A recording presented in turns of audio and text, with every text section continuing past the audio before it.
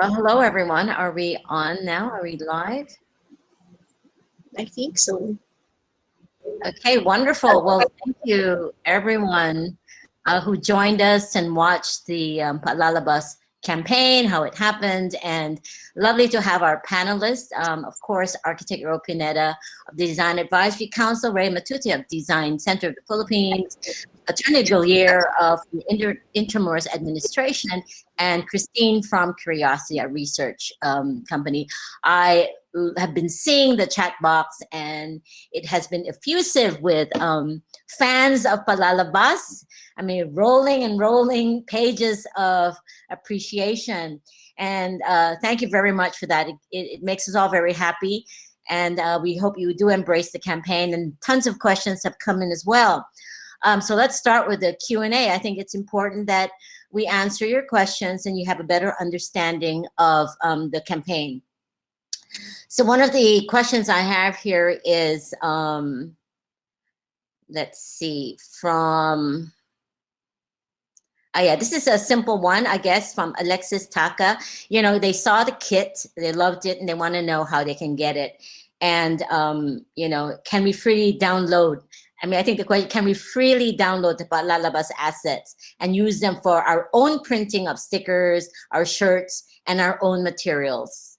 Maybe Rhea, you want to answer that one? Yeah, well, like we said in the presentation, the creative assets of Palalabas is free for everyone to use. You can get access through paalalabas.com or through Canva. So whichever platform you want to, like you want to go to and like play around with the assets, you can put it on. Like you can download it, put it in your presentation text, or you can create your own shirts, create your own mask, your cap. So yeah, I mean, this is really about it's really we're staying true to our concept of magtulungan. So we've been very lucky to be part of a creative team that has been generous to share the creative assets of Palalabas with everyone on a Creative Commons concept or Yes, philosophy. it's really good. Creative Commons, just go to palalabas.com or to Canva, download it, play with it. Use your own language to use it. And if you have a store, establishment, a school, you can put it up, put the logo next to it, put your message next to it. And you know there are many permutations as well. So please, please do download it now and have fun with it. We have a question from Nina Tesor Poblador. Hi, Nina, how are you? Hi, dear. We're good friends. She asked, what were the specifics underlying behaviors and attitudes identified prior to the development of the social marketing campaign? So I guess it's a question for Christine. You did mention some of that already in your research presentation, but maybe you'd like to reiterate what were the specifics underlying behaviors and attitudes identified prior to us developing the campaign. All right. So yeah, actually, I've done a lot of. I've already talked about it in my presentation. But to summarize the point, so to become more campante, I guess that's a local term, no? Campante in going out unprotected because they feel that I haven't been infected, so I probably will not get infected. And it's also interesting to note that some people still do not believe that COVID exists, and it will only their family gets infected, hospitalized, or in worst case scenario dies. So that's why it's really important to do this campaign, especially now that we have yet to achieve herd immunity. It's still important to remind everyone to do this, mag-mask, mag-distancing, because primarily it is a way to protect our family from this coronavirus, and also it's also a way for us Filipinos to be able to display our patriotism. If we do this, we protect our family, and we also protect our countrymen also from contracting the virus. Okay, thank you very much for that. Now we have a question from Tricia Quintero. She asked, to what extent is Palalabas innovative? Can you share one main challenge and one main opportunity in the context of Intramuros specifically? Maybe I can turn that question to you, Architect Royal. Well, in terms of innovation, again, we always try to look for expressions, no? Design expressions, and the innovation here is to be able to express that love and that reminder, the nudge that um, find a way simple, and also as mentioned by Christine, people are already campante, people are already, I mean, they're not believing in it, and some people are just tired of it, and getting everything, all this behavior mixed together, and it's looking for one, specific word that express the love and the care and the reminder and everything. You don't have to keep saying magmask and everything. And it's just like when you hear it, paalala, right away, it reminds you and expresses that. That is for me innovation. I believe that the desire to again be able to help through design with, of course, design center, then the team. I think that is where we all got excited, and given these problems, I think um, Filipino creativity will always find its way. Thank you for that. Now we have a question from Angel Soriano. Does the campaign have more plans to expand beyond the dissemination of the reminder, for example, an additional information campaign to boost the now relatively low engagement posts in social media platforms like Twitter and Facebook? So Rhea, over to you. The concept for the rollout plan is really to have more on the ground engagement. The target is really the essential workers that may not have the access to the digital platform. While we do we do want to boost the digital engagement of Paalalabas, it's really getting to the people on the ground. I mean, really the essential workers that have to face the threat of the virus, or the realities of, they don't have the luxury of choosing if they can stay home, or or they can go out.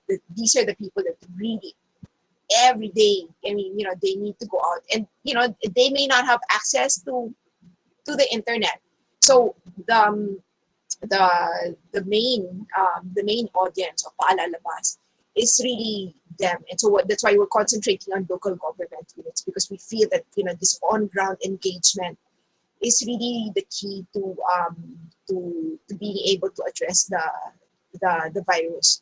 Of course, we live in a very digitally enabled world, but there is also there's a big gap between those that have digital access and those that don't. And for us, the bigger responsibility is really to those that may not have digital access, but how do we remind them? How do we take care of them during this time of the pandemic? Yeah, as you said, Ray, it's very important. I mean, there is a rollout plan in phases, and I think you said it right. The rollout phase in the beginning is really to have the materials on ground where people congregate, where people are, grassroots first into the cities, and of course, if people want to put it up on social media, please do. It is a reminder, so it will live anywhere and everywhere. But the efforts of the Design Advisory Council and the Design Center is really to put it on ground first, get it in the face of people, so they get to see it and be reminded as they move around. So yeah, it's a reminder for Lalabas. It will be on ground primarily first, and then if anyone wants to use it on social media, definitely, because we know that the Filipinos are the ones who really use social media a lot. I like this question from Trisha Quintero. We did talk about this. Are there certain KPIs you guys are watching out for, with this campaign in terms of effectiveness, and how does the team monitor it? So I guess it's a question that Rhea and Christine can jointly answer. What are our KPIs? What are we looking out for in terms of measuring the success of the campaign? Okay, I'll start. Well, what we really want to be able to do is maybe after a month or a month and a half or two, we want to go back to the community, and we really want to be able to make sure that is there a stickiness to the campaign? Was there really a change in behavior? So that's our commitment to Intramuros, is really to go back to the community and find out, did it really, change the way their routines and the way they interacted with, like their fellow, like the people in the community. And, like, did it improve in the carinderia? Were they able to avoid all these, like, situation of conflict? I mean, like, how Filipinos are when there's, like, when it's a little touchy subject, whether they have to tell off their suitcase against, like, being able to provide, I mean, be, like, have um, minimum health protocol kind of like observance, then which one will they choose? No? So apparently we want to be able to come back to the community. Was it useful to them? How can we improve on the campaign? So one, I mean, like, yeah, so it's basically stickiness, the situation with the communities that we assisted, from the current areas to the pedicab drivers to the e-tricycle. Did they, like, the relationship with the community, as well as the recall of the community to Paalalabas and the changes that they've made in because of Paalalabas. And of course, we're going to use the research company. And Christine will continue to monitor everything on the ground. And you want to say a few things, and now pass it over to Attorney Gillier, because he actually went on the ground to implement it, and he got feedback directly from people who already been exposed to the campaign. So, Christine, how would you test out the implementation? What are the metrics you'll look for, and how will you conduct the research? All right. So primarily, Angel, we're going to look at two sets of research here. First set is the pinapaalalahanan. So these are our possibly those who eat in Carinderia, who use the pedicabs, and probably those working in Intramuros. Then we are also going to talk to nagpapaalala. So these are our pedicab, our Carinderia owners, where we partnered with to be able to distribute this campaign materials. Now, what we intend to do is to put them in a focus group discussion and basically talk about how they felt about the campaign, whether it in some way achieved its objective in nudging individuals to adopt a responsible behavior. And also, I guess the ambition is really to implement this as well in other areas outside Metro Manila. So we'll take that opportunity as well to identify what are the areas that we can improve more on, and possibly the concept of, do we go with several spin-offs, which were discussed earlier on, and would that be attractive enough? Are there no negative reactions? For example, we do Paalala Fang, which that's a favorite, by the way, yeah, on the post. There are several people who like Paalala Fang. right. It resonated. The other research is needed to have a balance between considering different point of views in this campaign. Of course, we want it to be humorous and witty, but also we need to temper it a bit, because there are people who possibly get severely affected by COVID, and the research will allow us to identify, to induce humor in this particular campaign. Thanks for that. Attorney Gillier, you've seen the implementation. You were on the ground. You heard from the tricycle drivers. What was their reaction to it? I mean, we'd love to hear it firsthand from you. Well, since the campaign has started, we've been basically monitoring the compliance, and you can see the positive change. Very appreciated ng mga vendors yung reminder, and of course, definitely the clients are also appreciative of the gentle reminder that is being addressed to them. So, all in all, I think the behavior that we wanted to achieve has been attained there. Thank you. Now, there are just a few questions, and I'll just combine this about the color, why orange. So, Dan Matutina, who's not here with us right now because he's getting his vaccination, we asked him the question, people they were asking why we chose the color orange. And he said, not red kasi stop and super scary ng red. Orange, medyo saktong warning lang. So orange has this appeal in terms of being alert but not scary. So, I mean, again, this was tested and very well received. So that's the answer to the question, why orange? Now, Tricia Quintero asked us if you can, some best-in-class examples of how to data-driven research or use a human-centric design to solve post-pandemic urban planning problems, either within the Philippines or internationally. I guess, this question to show best examples, I can turn over to Rhea. There must be examples already out there. And the United Nations in April of 2020 did a call out for the creative community to do posters and communication on COVID. And I'm sure they had that on their site as well. They had thousands of participants, and you can check the UN Global Creative Call for the campaign. So Rhea, you want to add something here or respond to this question? I guess in the Science Center, we have we're fans of the work of Georgia Lupi. She's with Pentagram in New York, and she does amazing work on data and design. And ever since the pandemic, she's been doing a lot of data-driven design and data-driven interventions for the pandemic. So I've always enjoyed looking at how the current work that she's been doing, even just trying to especially I guess in the US there's still a lot of people that don't believe in the pandemic, and so how she's using and how she's creating very moving visual images of what this pandemic can really do, or the effect of the pandemic in the US. And there's also on Instagram, there is a together with Paula Antonelli and Alice Rostorn, I think they call it Design Emergency. That's another that's always that's been a a favorite Instagram live because it's a program. They have episodes.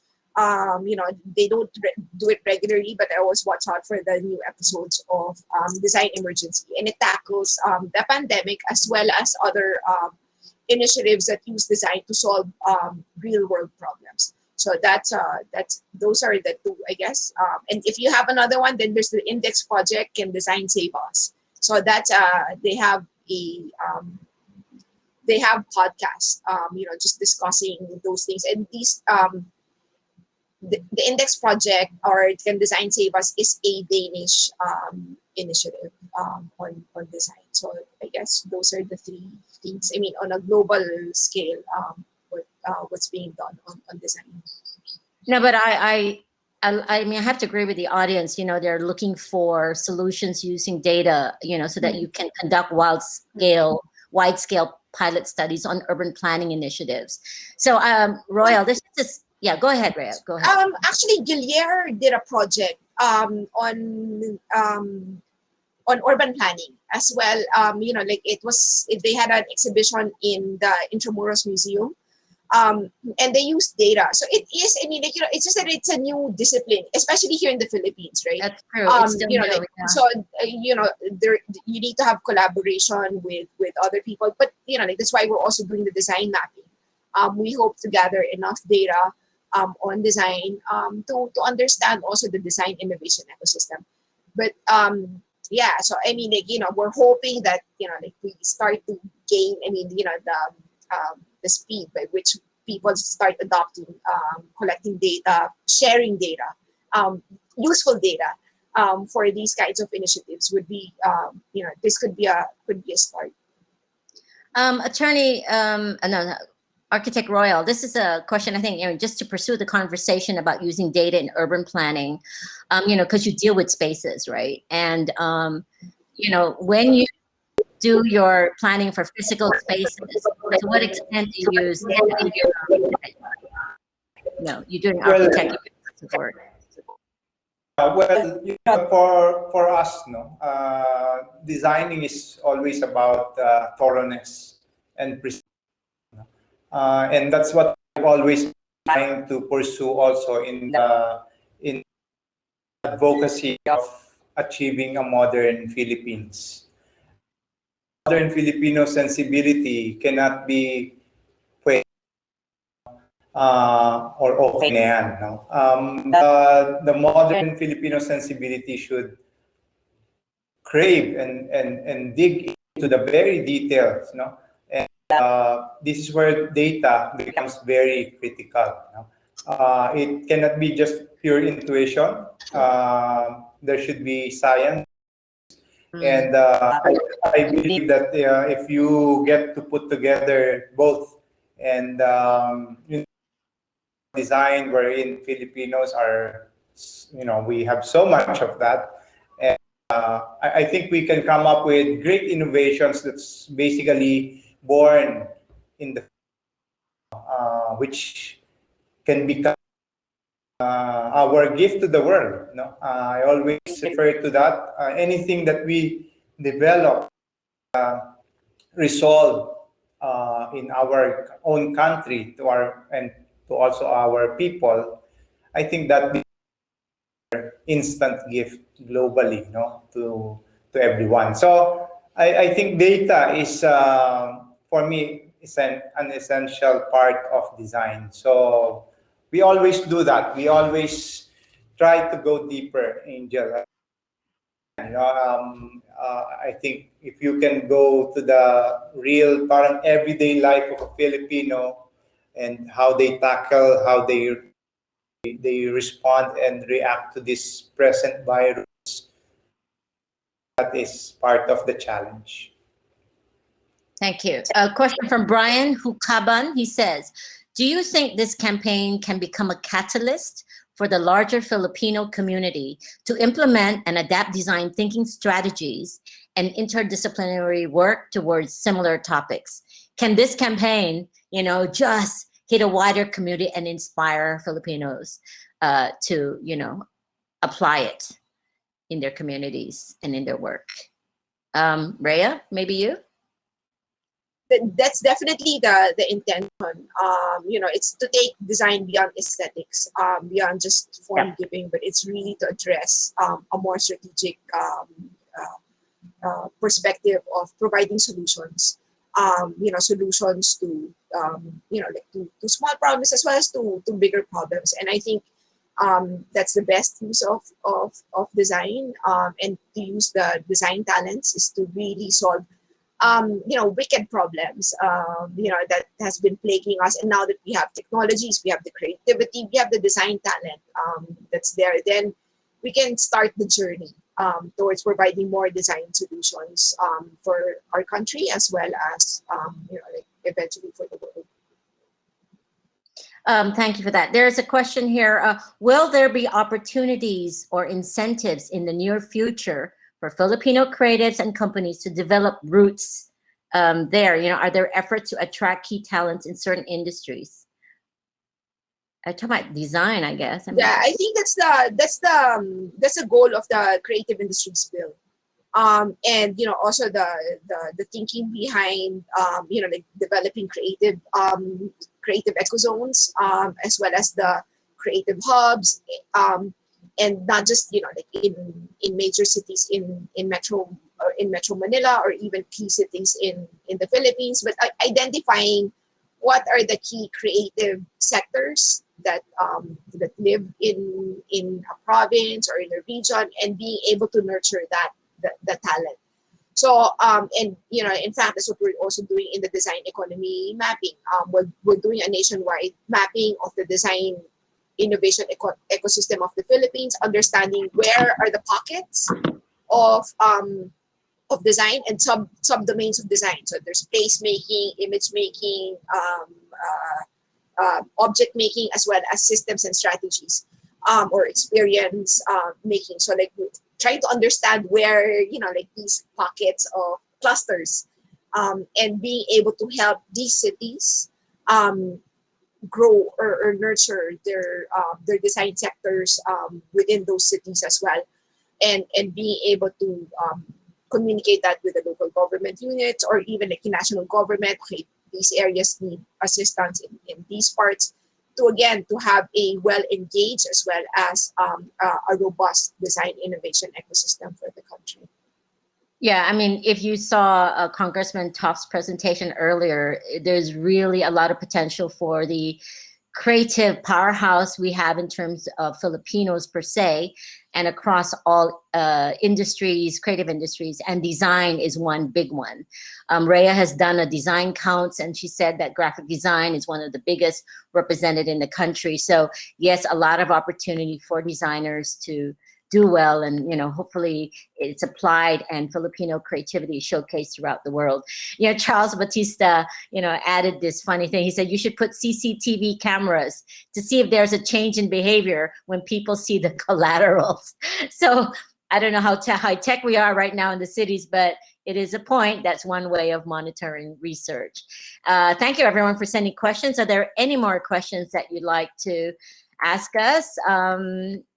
Any other? Now, I just want Rhea to reiterate that the rollout plan, yes, is on ground. We're talking to people like the Outdoor Association of the Philippines in several cities, right, Rhea? So that the rollout becomes faster and there's virility to the campaign. Correct. We're actually aside from local government units, we're also talking to commercial establishments or commercial operators, retailers, again to get that on the ground message. But of course, I mean, we're not also stopping, our collaboration with the Digital Overhead Association of the Philippines, and hopefully, we can also have other partners, that have other assets that they want to share to become a platform to show and to share the Paalalabas message. Okay, a question for Christine from Nina Tesoro Poblador. She says, is there a Filipino value tied to being kampante, apart from those who don't believe there is a pandemic unless someone in their unit gets it or dies, right? So is there a Filipino value tied to being kampante? Well, I don't think it's really value, but I would associate it with lack of understanding of what's happening around us, because the COVID campaign are primarily in English, and when there are campaigns in local, I don't think that it's still written in a way that's so easy for the massa to understand. So if you talk to people on ground, you would really be amazed how much they dismiss this COVID, and they really do not believe that it's real, no? And maybe also because being the being kampante also is also attached to, people have to work, even if we're in lockdown, they're hungry, so they don't have a choice but to go out. So but that's the thing, you can go out as long as you protect yourself. So I guess that's what's still missing in this whole not that, okay, we understand that you need to go out, but please be reminded that the COVID is still out there. I think that's the when we started this campaign, when we met with Christine and Birdie, I think that's what really struck me. We failed to realize, I mean, some of us, we do have the luxury of choice whether to go out or not, but I mean, most of our countrymen don't. And that's the and I think that was for me, that was the biggest motivation to do this Paalalabas, is for those that do not have that option. How do we reach out to them? How do we, how do we break through that I guess that their mindset that or maybe to some there is that concept of Filipinos, especially the male side, there's kind of virility, or I'm strong, I'm I mean that whole mentality, I can do it, right? Or they're strong enough, or there's nothing, they can't stop me, right? So these are the things, so I don't think that it's kampante. I mean, I really think at one point it's a lack of choice. I think that's the biggest I guess the reason. And then and to a certain extent, it's also kind of fighting with that whole concept of I'm mad, I'm strong, and so it's like you feel nothing can penetrate you, right? After a long time of staying in lockdown. Actually, you feel that, hey, it's okay, but then when you go out, the truth is the virus is still there. So I think this is a excellent nudge campaign, as everyone has seen on the panel, and all the delegates who have given us favorable responses to it. And as I said, reminder, go to palalabas.com and use it as you will. Now, just final words from each of you. Attorney Gillier, anything you'd like to share with the panel before we sign off? First, I would like to thank, of course, Rhea and her team, the Design Center, and also, of course, the Design Advisory Council for including us and in this campaign. And thank you, Angel, for all of the support that you continue to extend to Intramuros. Royal, Architect Royal. Well, also to Attorney Gillier for letting us do this now and launch this in Intramuros, and to really see the performance of the design, no? And it's a great collaboration. We enjoy the process. We are very excited how things will, develop. To think that it's a beautiful place also, no? To showcase. And of course, Design Center, the team, everybody, and to everyone, no? To everyone, to all the Filipinos out there, we would like you to see and some feel this campaign, feel this word that's out there now to express what you have inside to your family, to your friends, to your loved ones, and I believe that this is the instant way of just expressing that love that you have, the care and that malasakit.